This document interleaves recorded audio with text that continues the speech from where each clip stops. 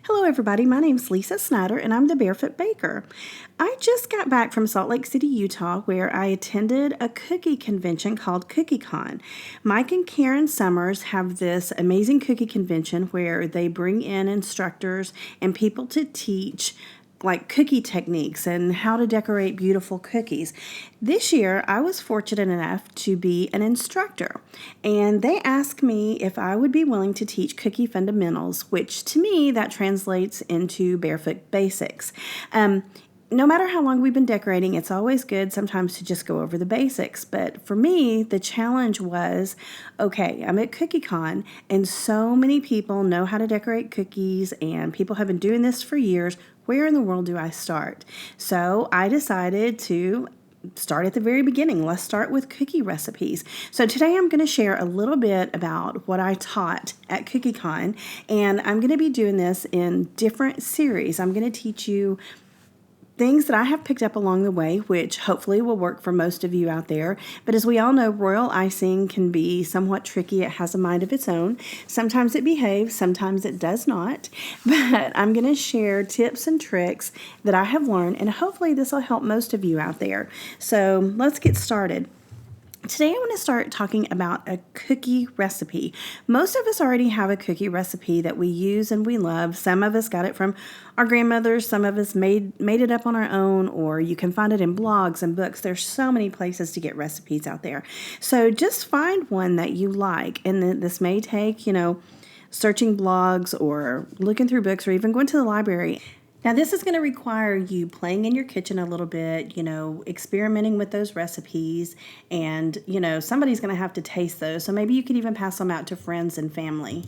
And that'll let them be part of the process to help you decide which recipe fits you, which ones they like, and that way you know that your customers will like them too.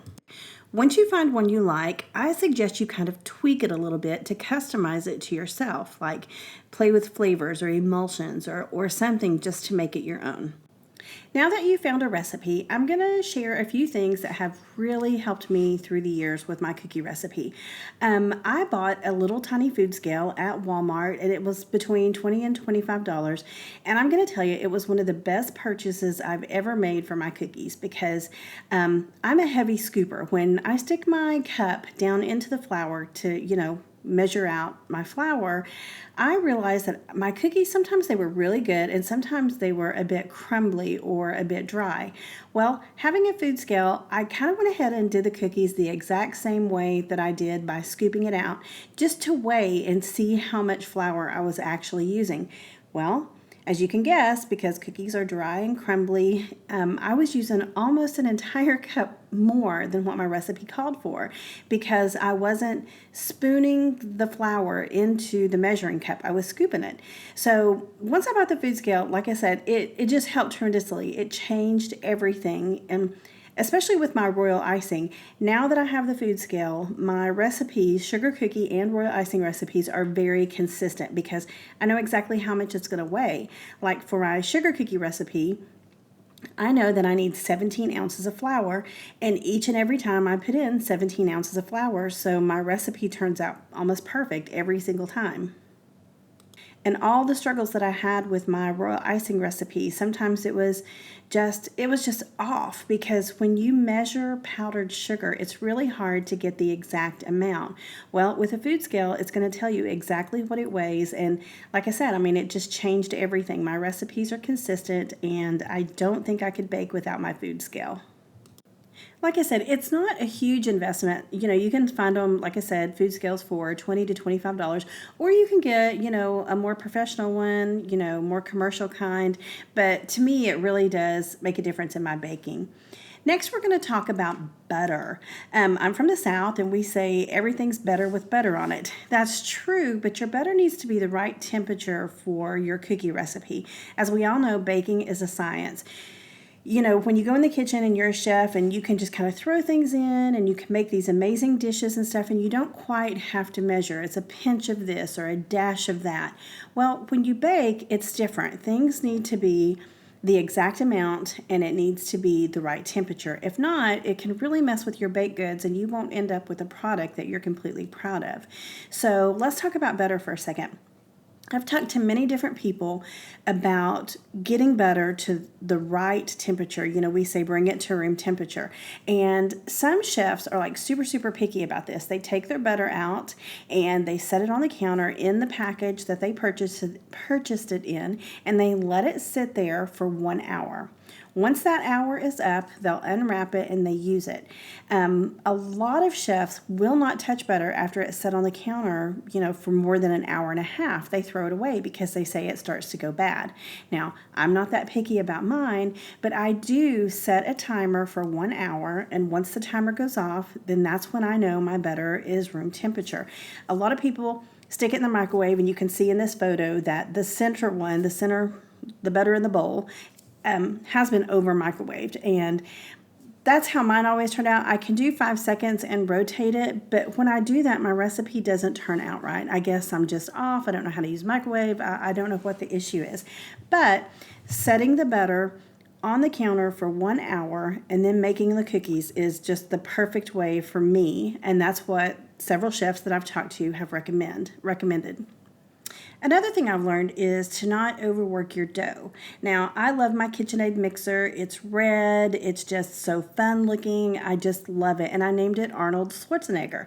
And I love it because I can just throw everything in that bowl and turn it on, and Arnold just beats it up perfectly for me.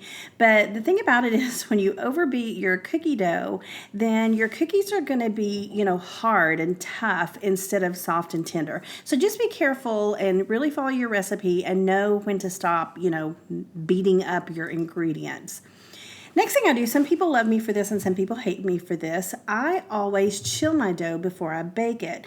It helps. It helps my cookies not to spread, and that's the way I do it, and that's what works for me. Some people hate it. Some people won't, do it at all. But that's a personal choice. If you're having trouble with your cookies, spreading as they bake or anything, you may want to try popping them in the freezer for, 5, 10, 15 minutes and see if that helps your cookies come out the same shape as when you put them in the oven.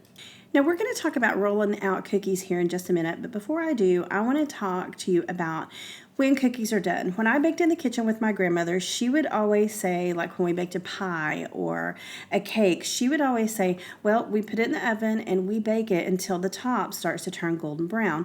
Well, some people do that with their cookies, and that's great. But if you do that, you're going to have a cookie that's a little bit hard and it's a little bit crunchy. So sugar cookies again, and royal icing, when you do this, they're a little bit different than most things that we cook and bake.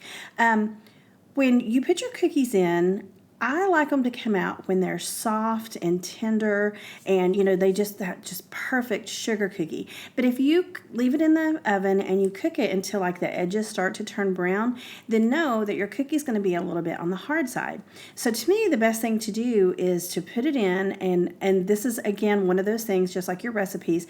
This is something that you're going to have to practice. Put it in the oven and time it. Just set a timer. You may have to bake, you can use the same batch of cookie dough, but you may have to bake it 5 or 6 times until you learn the magic number that's going to be the right number for your cookies. Mine is 8 minutes. I put it in there, and I know that at 8 minutes it's going to be the perfect sugar cookie. Now, like I said, the edges are not going to turn brown, but when I put my dough in, it's really shiny. And when it starts to lose that shine, I know that the cookies are almost done. Also, the center of the cookie looks a little bit different. It looks like it could almost crack. It's not cracking, but it looks like it could almost crack. It just changes. And that's when I know that I can pull them out and they're going to be perfect. So you may want to, learn the time of your cookie and set a timer. That way they're perfect and consistent every time. Now, if you like them crunchy, go ahead and let the edges get a little bit brown. And I've even had some people, try to order cookies from me and they wanted them on the crunchy side. So again, this is just a personal choice. But if you like the soft and tender, the best way to do it is practice and set a timer and see what time works best for you. Now, being a blogger, people can, access me pretty easily. A lot of them send me emails. A lot of you send me emails and stuff asking questions. Well, one question that I get a lot is people say, well, I followed my cookie recipe perfectly and the cookies look great when I put them in the oven, but when I pulled them out, they had, kind of spread and lost their shape. What's going on? Well, the first thing that I do is I suggest they buy an oven thermometer. It's a cute little thermometer like you see there in the picture. You just hang it on one of your racks in your oven, and then you set your oven. Let's say your recipe calls for you to bake it at 350. So you put your oven on 350, and after it preheats, you realize that it's only 325 degrees, or it could be 350 degrees. Well, a 25-degree swing is really going to make a difference in your cookies. If it bakes at 325, then it's not going to, bake the right consistency. Or if you bake it at 375 versus 350, then, it could cause it to do all kinds of weird, wonky things. So the first thing that I suggest is you buy an oven thermometer. Again, you can get these at Walmart for less than $10, but this way you're going to know exactly what the temperature inside your oven is. There was a lady at CookieCon, and you guys let me know, leave me a comment or something. She said that when she bought her oven thermometer, she realized her oven was 40 degrees off. So when you put a sugar cookie in the oven and it's 40 degrees off, you better believe it's not going to turn out okay. So this is just an inexpensive way to figure out what your oven's doing, and that way your cookies will come out perfect every time. Okay, next let's talk about parchment paper and Silpats. When I first started, I used parchment paper to bake my cookies on. I would line my baking sheet with a piece of parchment, and it worked beautifully. The more that I made cookies, though, the more I wanted to make a permanent investment in something that I could reuse, so I bought Silpats. Now, I love my Silpats. I love the way they bake. There's not a huge difference between parchment and Silpats, but for some reason, I just like the Silpats a little bit better. Now, Silpats, you really need to watch the maintenance on these, because they are made with, inside there's little tiny pieces of fiberglass. So if you bend your Silpat, or you break your Silpat, or you cut something out on it and it breaks that silicone surface, little tiny pieces of fiberglass can get inside your food. So when you have a Silpat, you want to store it properly. I lay mine, as you can see in the picture how it's laid out on the sheet, I lay mine on the baking sheet. So I make sure that everything's completely dry, because I don't want any mold or anything to grow. So make sure it's completely dry, and then I lay my Silpat down on the baking sheet, and then I'll stack another baking sheet on top of it with the Silpat in it. Now, if you don't like storing it that way, you can always roll them up. Just whatever you do, don't bend it. And if you notice a crack or tear, I hate to say this because I don't like throwing things away, but you need to throw it away, because you don't want to take a chance on fiberglass getting in your food. And the price has come down tremendously, I think, since I first found them. So now I think you can get them between $20 and $25. So really, for that price, just, you may want to throw it away and buy a new one, just so that your food is completely safe. Now let's talk about rolling pins. I love me some rolling pins. I have a bunch of them. There's French rolling pins, Baker's rolling pins, large fondant rolling pins, classic rolling pins. I mean, you can find a rolling pin for every day of the week, probably. When I first started, see the one with the handle on it? That was one like my grandmother had. I believe that actually was my grandmother's. And I used that. Well, as I started baking a lot more, I wanted one that was a lot longer. That way, when I rolled my cookies out, I could roll the dough as wide as I wanted, instead of having to be really careful and roll it narrow because of my pin. The one that I have is called a Baker's rolling pin, and it's 19 inches long, which means I can roll my dough up to 19 inches wide. That's by far my favorite. Now, to get my cookie dough to be the same thickness all the way through, I use rolling pin spacers. Now what you do is you just take these little spacers. There's 4 different sets of spacers in a pack. They come in 1/16 of an inch, 1/8 of an inch, 1/4 of an inch, and 3/8 of an inch. I personally like the 1/4 of an inch with my cookies, and what you do is you take the spacers and you slide it on the ends of your rolling pin, and then you roll your dough. And when you do this, the dough is the exact same thickness, which means it'll bake up and be the exact same. The center of the cookie will taste just like the outside of a cookie. If it's lumpy or different shapes, then your cookie is going to bake at different rates, and it may not be, the kind of cookie that you want. It may not taste exactly the way you want it to. Now again, just because I like, my Baker's rolling pin, that doesn't mean that you have to use it. You can use any kind of rolling pin that you want. I just suggest you do a little research before, you purchase one, and see which one you're going to like best. One of the biggest questions that I get in emails is about the mats that I roll my dough on. I love these mats. I used to use different things. I tried parchment paper, I tried the Silpat, but of course you're not supposed to cut your shapes out on a Silpat. So one day I was walking through Walmart in the kitchen aisle, and I saw these flexible cutting mats, and I thought, I wonder if that would work for cookies. So I bought a pack of them. There were 3 of them in a pack, and it was like, $5. And so I bought it, I brought it home, I tried it, and I absolutely love it. Okay, you can see here where I have the mats, and there's another white one hidden around here. I think you can see it down there in the corner. But once I make the dough, I go ahead and divide it into 3 discs. I just like dividing it in 3. Do yours however you do it, that's fine. And then I lightly floured the mats, and then I'm going to, roll the dough out. So I cover each dough ball with a piece of plastic wrap, and I roll it out. Sometimes I use a little bit more flour on it, sometimes I don't. So with the rolling pin and the mat, you can see that I can roll them as wide as I want to. I don't have to, just go as thick as the rolling pin will allow me. So I roll them nice and thick, stack them up, make sure they're all the same thickness all the way through. You gotta love those spacers.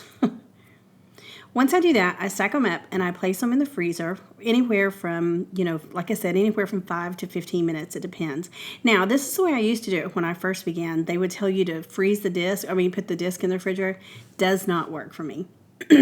So as you can see, remove the mats from the freezer, and you just gently peel off the mat. You pull the mat away from the dough, and if it looks like it's going to stick a little bit, that one looked like it did, you can just spread the flour around. But there you go. That's all there is to it. Now, when you cut shapes, if your dough is actually frozen, it could break the shape of your cookie. Again, you'll just have to play with it until you find something that works for you. And as you can see, the dough is nice and cold, nothing broke, nothing bent, it's not misshaped or anything, and just continue to cut out your cookies. But that is why I love these mats. Now, for all the excess dough, just wait until it becomes room temperature, and you can take all of it from that batch, roll it up, and re-roll it. I wouldn't recommend that you roll it more than 3 times, because that, then your cookies will start getting misshaped. Okay, now it's time to start talking about cookie sheets. You can use just about any kind of cookie sheet you want, but the key is to understand how they work. Like darker baking pans absorb extra heat, which will cause your cookies to get browner on the bottom and the edge of the cookie faster. If you use an insulated cookie sheet, they have a tendency to cook slower. So you can use just about any kind that you want as long as you understand how it's going to bake. I like the heavy gauge dull aluminum commercial baking sheets. Whew, that's a mouthful. I like those because to me they seem to bake really even, and when I put a Silpat or a parchment paper on it, the cookies seem to turn out great. But it's up to you. Use whatever you want. Okay, when I was at CookieCon and we were talking about, different baking sheets and stuff, somebody told me in like one of the first classes that they use one of those Pampered Chef pizza pans. And then come to find out, I asked that question in all the classes, all 8 classes, and at least one person in 6 of those classes said that they use the Pampered Chef pizza pans to bake their cookies. Well, I think that's really interesting and I want to try it. My only thing is that when you place a cold cookie on a warm pan, that cookie, the dough, is immediately going to start baking. So if you leave it sitting on your counter for a few minutes and then you put it in the oven, I think the cookie could spread a little bit. So if you decide to try the Pampered Chef, be sure that the pan is cool, and that goes for any kind of baking sheet. Before you place your raw cookie dough on it, make sure it's room temperature so that way it doesn't start baking the cookie immediately, because once you pop them in the oven, you want them to bake at the same temperature. That way they turn out even. So that way you'll have a nice delicious cookie that's baked evenly all the way through. Now, to finish up this first video, I wanted to tell you about how to flatten the top of your cookies. Some people, when they bake cookies, their recipes come out perfect all the time. They're perfectly flat. Well, most of the time mine do, but just to make sure, I use a fondant fondant smoother, to just gently rub across the top of the cookies. That way I'll flatten out. Sometimes you know how when you bake a cookie, there might be a little air bubble or something that pops up. Well, if you use a fondant smoother to gently rub across the top, then your top of your cookies are going to be flat. So that way when you start decorating and adding royal icing, it's not going to fall off the side of the cookie. Some people actually pick up a baking sheet that's the same size, and they lay the baking sheet on top of the cookies as soon as they get them out of the oven, and that way it flattens all of them at once. Now, I could do that, but again, we talked about how much flour, extra flour, I scoop out. So sometimes I'm heavy-handed when I do things. So the fondant fondant scraper works really well for me. That way I can see each cookie and I make sure not to over flatten it. Okay, so once you get your cookies nice and flat, what you need to do is let them cool. You can transfer them to a cooling rack and let them cool for a little bit. Just keep in mind they need to be perfectly cool before you start adding royal icing. So when we come back, we're going to talk about some other neat tools and cookie cutters and how to transfer shapes to cookies, and then we're going to take a deep dive into royal icing. So I hope you're enjoying this series, and come back soon and we'll continue. Thanks for listening.